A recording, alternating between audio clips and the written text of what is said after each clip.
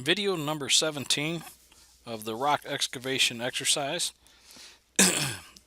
In this section, we end up getting a bridge memorandum.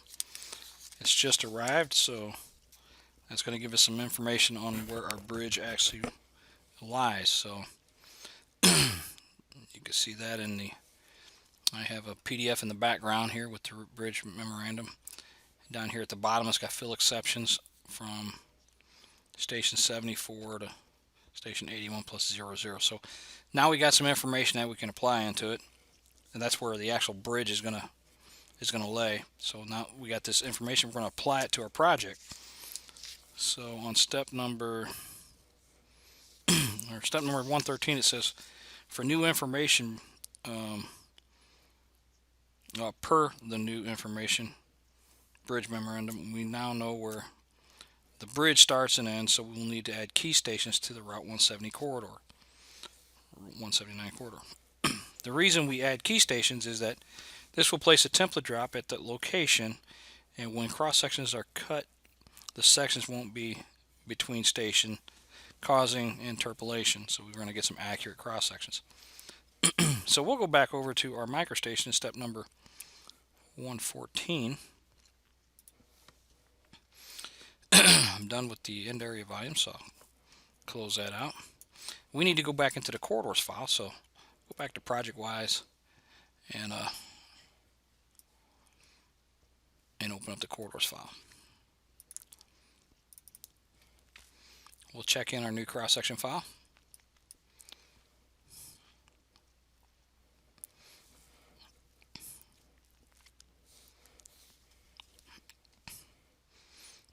And this can be done a couple different ways. Adding a key station. I want to make sure I'm in the view 1, so I left click in there, make it the default view. But if you select the corridor, you can go through the corridor creation tools. You could do a key station from here, or you can do it from the bucket, the corridor objects tool. I'm going to do it from the corridor objects tool because right now we have a slight bug that when you add a key station, or sometimes a point control, the value that you give it for the station isn't correct. So if I click on key stations on the left side, I get some options at the top, and one of them is add new. I'm going to go ahead and select that, go on my plan view, and it's looking for me to go ahead and key in on the heads up display. So I'm going to key in 74 plus 34.76. I'll lock that value in, and I can zoom out and see where it's at. Go ahead and left click to apply that key station. So all it's doing is adding a template drop at that location. It'll reprocess the corridor, and then when it's finished, it brings us back to this. Now you can see the bug that we have. We keyed in something totally different, so we can come into this tool and change it again. So 74 plus 34.76, and we'll hit enter again. It's kind of a nuisance. It'll process. So now we've had to process twice to get that station to appear correctly. And I can see by the output window over here, it went to the right location. So now I'm gonna, I can either copy this one or create a new one. I'll go ahead and create a new one and key it in again. And this one's going to be 81, so I'm going to try to stick around 85 with my cursor, just see if it does anything different. And we're going to say 81 plus 02.94. Lock that in and go ahead and accept it. Again, it's going to process, and we're going to be back at the dialog, and you can see that one came out correctly, 81 plus 02.94. So we're fortunate on that one. So both of those have been done. There's a note in step 114 it says verify the corridor objects dialog that the stage that the stations are in fact correct as typed. We did so. The next thing we want to do is create another 2D file for our another cross-section file, and we like to use new files for this instead of opening an existing and create more models. This way you're starting with new fresh data and you don't have any issues. So I'm going to close out of this corridor.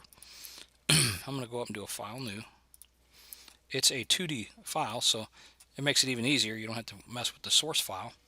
And the name of this file that I'm going to use in this instance is going to be the job number underscore excess underscore final underscore rock dot dgn. And again, we'll copy that and paste it down. We'll hit OK. Check in our corridor file.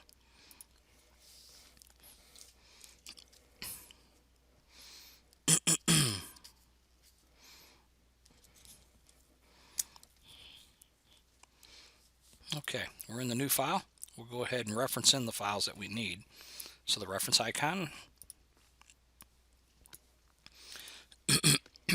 tools attach. Again, we're going to pick our civil geometry, our corridors, holding down the control key, terrain existing, and then we want the next one that we want is the terrain rock final. So we'll add that. We'll hit OK. We'll OK to all the defaults on the next few dialogues. Close out of the tool, do a fit view, and now we'll have these. Now, of course, first thing we always do is we'll hit our F4 key, locate the terrain, and make it active. Always got to do that.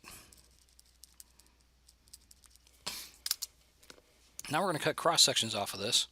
Again, we're going to use that same chain we've been using previously. We're going to go to our create cross section tool, locate the alignment, wait for the tool to open up.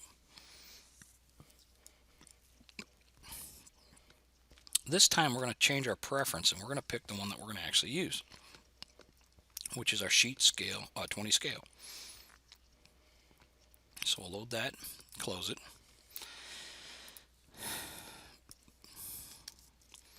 And that was step 117. Step 118 says go ahead and rename the model to EW, well, 170 Route 179 EW dash final. So we know that this is the final earthwork model that we're creating. The custom tab, we'll go to that, and now we're going to do our station range like we've been doing, but now we have good solid numbers to put in here from the bridge memorandum. So our start station will be 62 plus 00. Tab down to the stop, and we're going to use 74 plus 34.76. We'll tab that in. 100 foot intervals.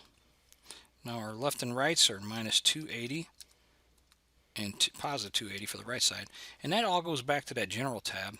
When you click on here and you set it up, the preference that you do, this sets this left and right offset, and we want to match in our custom that general tab, left and right offset, so it fits within that window. If it's too large, if we have in our customs, if we went with 300 on each side, it wouldn't fit within that cross section. We'd have issues. It wouldn't plot. Again, there's step number 120 says there's an optional save the custom settings to an XSC file. If you're doing a lot of work in this, I would encourage using it, but we're not. So I'm going to go ahead, with this information on the right loaded, I'm going to go ahead and add it, and then do the second station range, which now our start station will be 81 plus 02.94. We'll tab to get our stop, which is still the 138 plus 00. And then we'll add that in as well. So we have our start and stop station for that station range that we want to use. The next thing that we'll do, since we're creating our sheets, we can come down to the sheet folder, and in the sheet folder, the thing that you might want to mess with or edit is this annotation. In here we can annotate the title blocks as we place these sheets out there. So to do that, you'll go down to annotation, you'll select the tag name. The first one we select is route, and down here in the bottom fields under value, you're going to give it a route name, route 179, and then you're going to update. So now we have a tag name with route and a value of 179. And what this does is it goes out to the mo.border file, which has tags and data fields, and it'll look for that tag, and wherever the tag's at, it's going to look for the data field and put this route 179 into that data field for all your sheets that you create. The district on this is going to be Central District, so we'll put CD and update that. They might be using Central as well. Well, I'll just put CD for Central District at this point in time. County that we're using is Cole. So again, we'll go back into our value. And we use caps, and we'll update that. We'll select job number. Go down to your value. And for the job number, it's J5U0441G. And we'll update that field as well. Okay, and then it says contract ID will leave blank, project number will leave blank, bridge number will leave blank. Info number 1 is earthwork volumes, so we'll go ahead and give that select info 1 on the tag and call this earthwork volumes. And we'll go ahead and update that. And info 2, it's just placing the route 179 in there. Route 179. And then we'll update that as well. So that's going to populate our title block with all that information. So after step number 122, we're going to select the apply button, and this will create our brand new 20 scale sheet borders. It's processing. You'll see the borders already showing up in a quarter of our window. We can see a piece of it. That's always a good sign. And then it wants to keep going. If you wanted to create another cross section from here, if you had a tweak that you wanted to change, you could do so. I'm going to go ahead and close this dialog. Close it out. Again, it wants to save the custom cross section part that we filled out. I'm going to say no. But it also wants to save this data, title block data over here that we filled out. I'm going to say no as well. You can do that. It creates a DAT file for the title block and a XSC file for your custom cross-section information. Okay, so that concludes video number 17.